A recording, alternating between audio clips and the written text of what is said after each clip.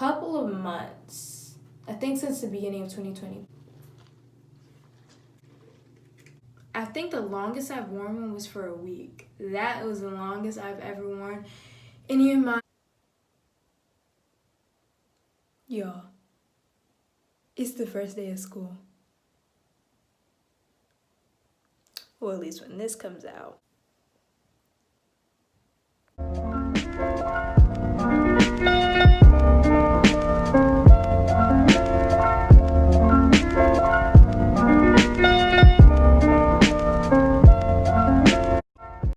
Hey guys, it's Gabrielle from Chanel and Gabrielle, and today I'm going to be giving you guys natural hair tips, a little bit of my hair routine, also anything that I may do for my hair on a day-to-day basis, and that's pretty much it. I know I do my hair, or my natural hair.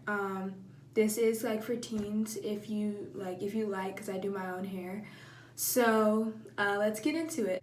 Okay, so the first disclaimer, a little thing or information, is I kind of filmed this video. As you can see, I have box braids in right now, but I filmed this video over the course of a week to get all the clips I needed that I did with my hair. So I have some footage of me doing my hair, somehow I maintained it, protective styles, all these different things. But so as I'm talking, you may see some of the clips here and there, but let's get into the first tip. Okay guys, so the first tip is to wash your hair once a week and get a consistent washing schedule.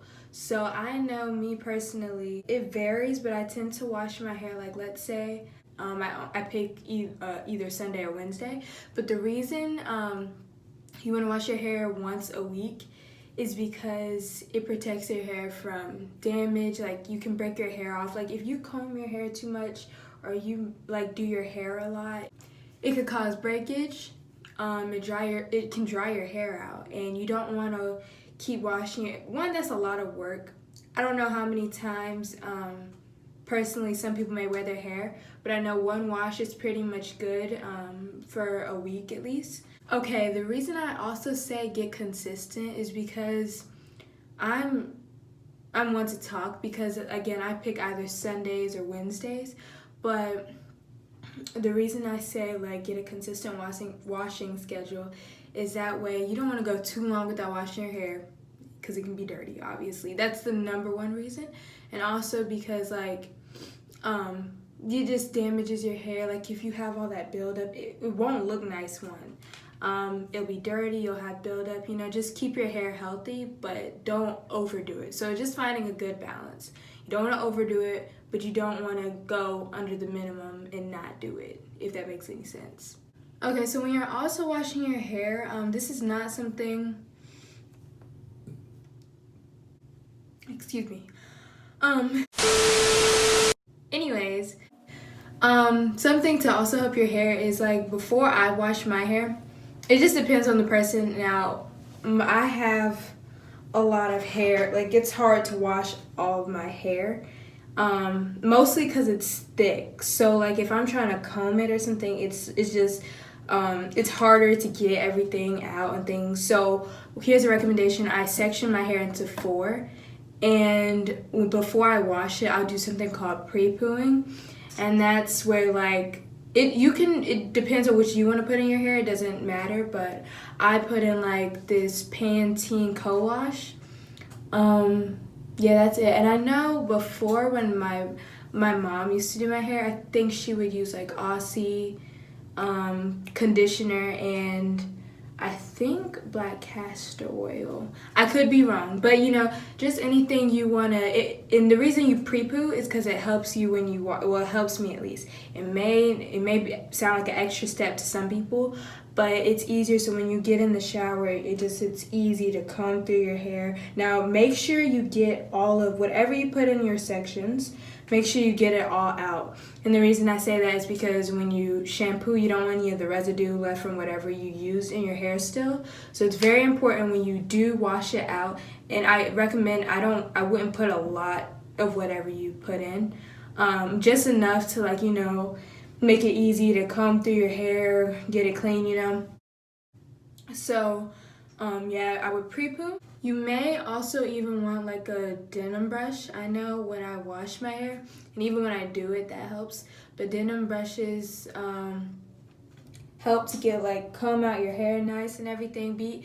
Now one thing I didn't know before, but I know now. Be careful with that, because sometimes that's the good thing about it. It gets your hair really combed out, and everything is like it does it really good. It combs your hair out really nice. But be careful, because it can cause some breakage.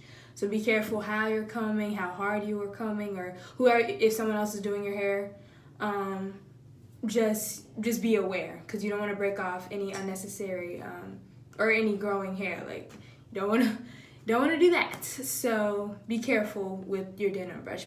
Okay guys, the next tip is protective styles. So you guys may be wondering, like, what do you mean? Or some people may know, like, that's pretty self-explanatory. But when I say protective styles, just styles that you can wear.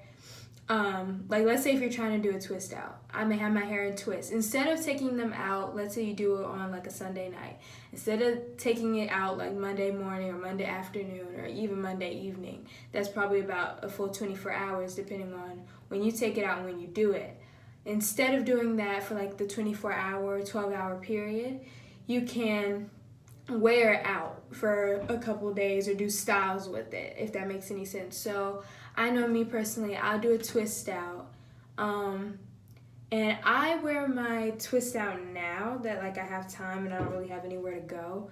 I can wear it from, I think the longest I've worn one was for a week. That was the longest I've ever worn any of my protective hairstyles. So you can wear it between, I think the longer you wear it in, so like let's say if you're doing a braid out or a twist out, the longer you wear it in, the better the results, personally to me. Some people may not like that look. It tends to make your hair look more defined in my opinion, but some people may not be going for that look, or that may not be the look for some. So it depends.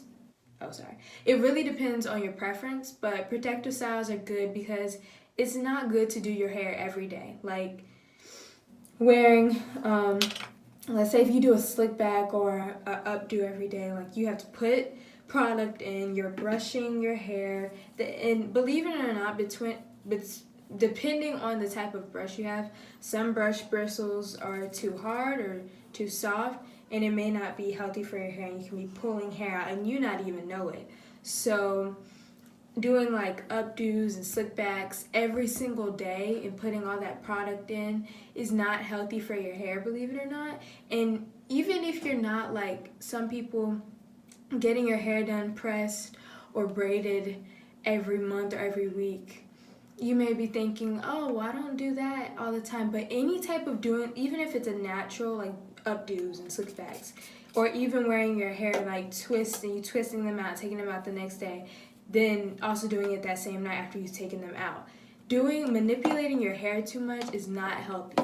So the reason I say protective styles are best is because it gives your hair time to breathe, take a break, even if it is natural. Now the reason protective styles, it is done on natural hair for the the ones I do for the most part. The next tip is maintaining your hair, and that may sound like, oh yeah, like again I said, like, oh, I put like it in a slick back or an updo or like two things in the front or whatever. But let's say those are good ways to maintain your hair depending on, like, you know, some circumstances. But when I say maintaining your hair, so like let's say if I do a twist out, and this is, okay, I'll give two scenarios. If I do my twist out on a Sunday night and I take it out Monday morning, depending on how it looks, I always like how my hair looks in twist outs or in braid outs the next day.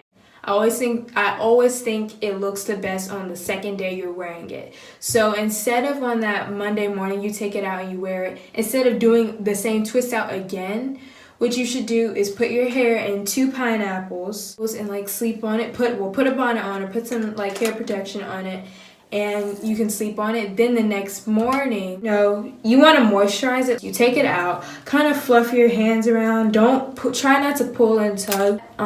Put in some moisturizer, not a lot. Like if I use Can2, And sometimes I use oil, just depends. But with Cantu, I use a very small amount. I use enough to make sure my hair is moisturized, but I don't want to use too much. And the reason I don't want to use too much is because it'll turn my hair, like, it'll make it a little too moist, and it'll get to the point where it feels damp and wet. Then it's gonna poof up, lose all my curl, then we'll be back to square one and gonna have to do it again. So be careful. So you can make sure you just get the right amount.